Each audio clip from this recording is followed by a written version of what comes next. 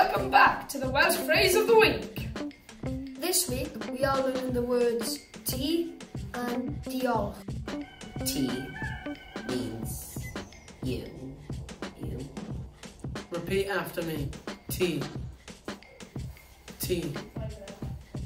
Diolch means thank you. Let's all try it. Repeat after me. Diolch. Last time we learned the word iawn. That means okay. So now we can say ti'n iawn. That means you're okay. We can also say Iawn diolch. That means fine. Ti'n iawn? Iawn diolch.